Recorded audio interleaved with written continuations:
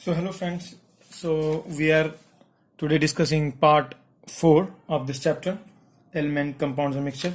We have already seen what element is, how element is the purest form of a substance. One type of atom is made from only one type. We saw different examples, and then we also saw the compound, how two or more elements are bonded together. Then we saw examples. Then mixture also we saw how two or more elements or compounds mix together but they are not bonded, and then we discuss in detail the physical method which we can separate them, then hand picking, threshing, winnowing, sieving, evaporating, distillation, filtration, a lot of processes. So today we'll go ahead, we will see some more examples to clarify so that our concepts of element, compound and mixture are very crystal clear. We'll take some example. These examples, if you can refer your book page number 93, they are there. Like different examples are there, and we have to choose what element is compound, their mixture, or their elements. So let's see from that same example that the first example is told to identify these things. Iron is given, then steel is given, and then coal is given, and then air, and then salt, and then brass, and then soil is given, and brass is also kind of alloy. So now we have told to tell us, all of you, can you tell me what iron is? Is iron compound? Is iron three options we have: element, compound, or mixture? These three options we have, so we have to choose which one we want to choose. So can any one of you guess what iron is? You're right, iron is element. So we'll write with different pen. So iron comes in the category of element. This is done, and its symbol is Fe if you see the periodic table. Very good. Then tell me what steel is. Now if you see, steel is a mixture because it is made from iron plus carbon. So these two elements are mixed together, and then this steel is formed. Iron and carbon, they are mixed together. So then let's say what is coal. Coal is also a mixture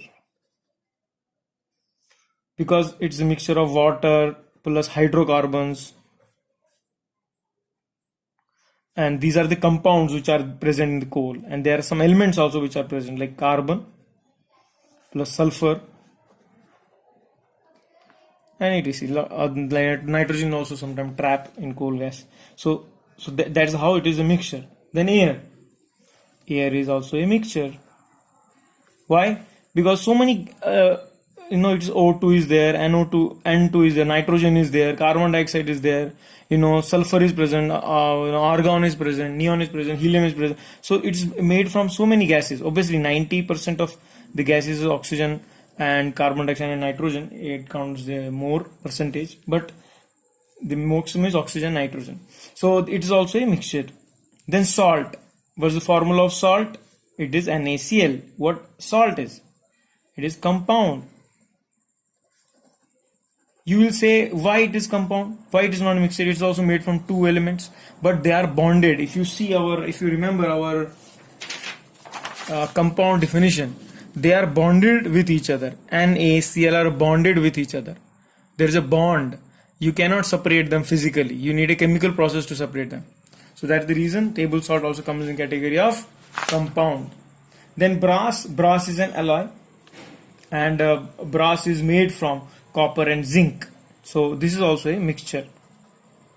It's made from copper and zinc. So these are the symbols. We'll study symbols also today. And then soil is a mixture. It's made from so many varieties of soil. Water is there, sand is there, dust is there, a lot of particles come together and they made the soil. So again, if you see, they are here, the compound is they are bonded together, so you cannot separate them physically. While as air, you can, oxygen is there, nitrogen is there, and they are not in fixed ratio proportion also. Somewhere it may be less or more. Coal, steel, iron is an element here. So this is the classification.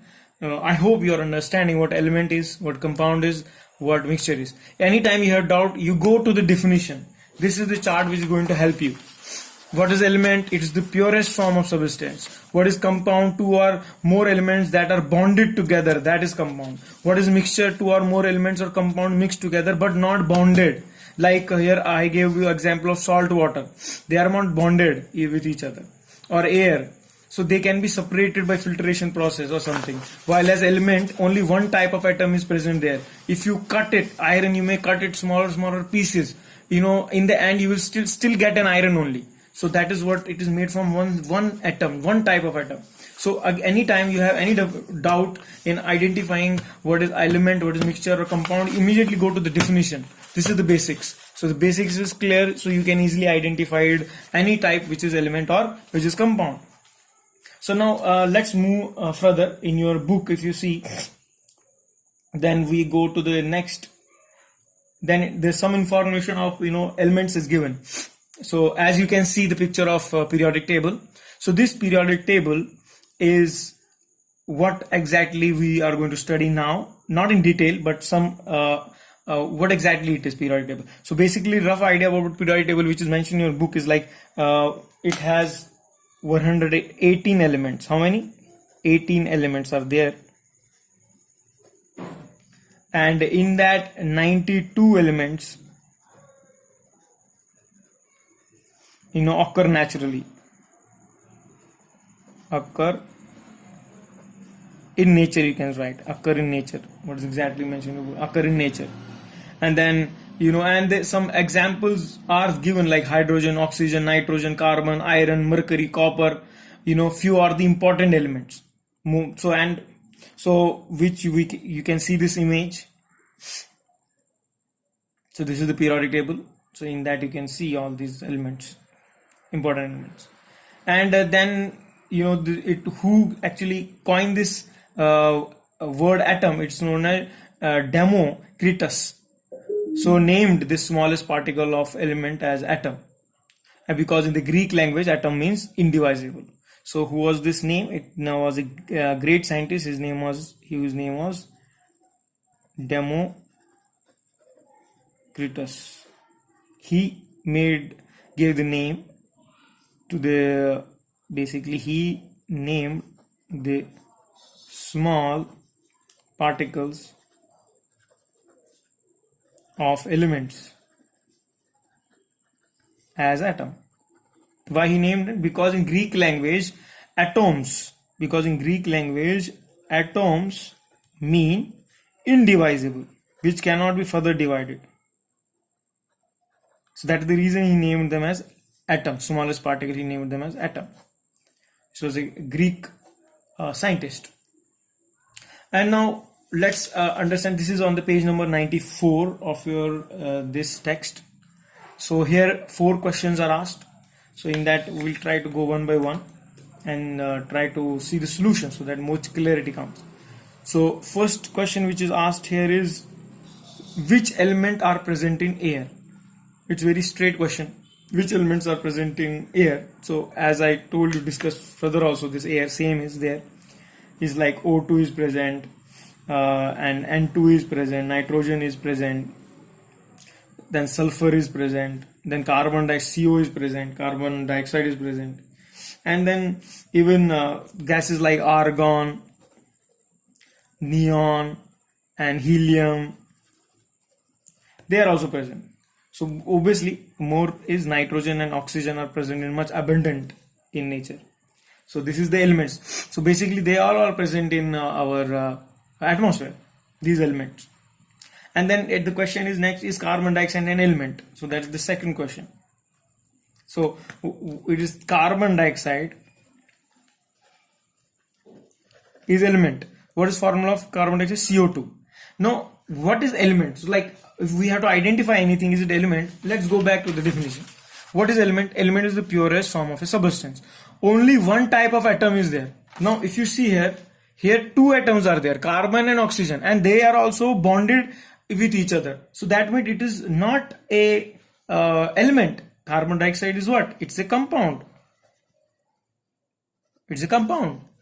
That's what it is. Then the third question is about what are the properties of elements due to? What are the properties that are because of atoms or arrangement? More precise is arrangement of atoms, or if you go more precise, it's the arrangement of electrons which revolve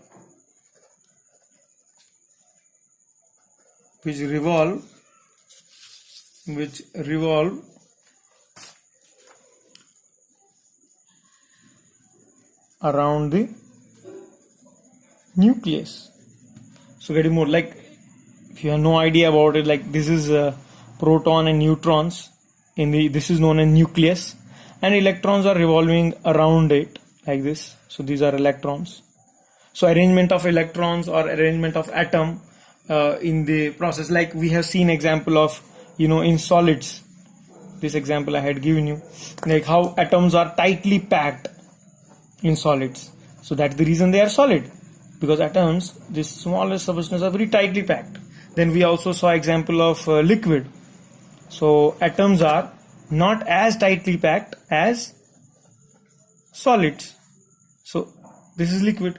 And then we saw in gas, the atoms are loosely packed. That's the reason they are in the gaseous form. So the arrangement of atoms, is what makes the property of elements due to. And then the fourth question, which is there, are the atoms of different elements similar or dissimilar? I repeat the question. If you can refer your book, page number 92, it is just on the top of that. So the question is asked, are the atoms of different elements similar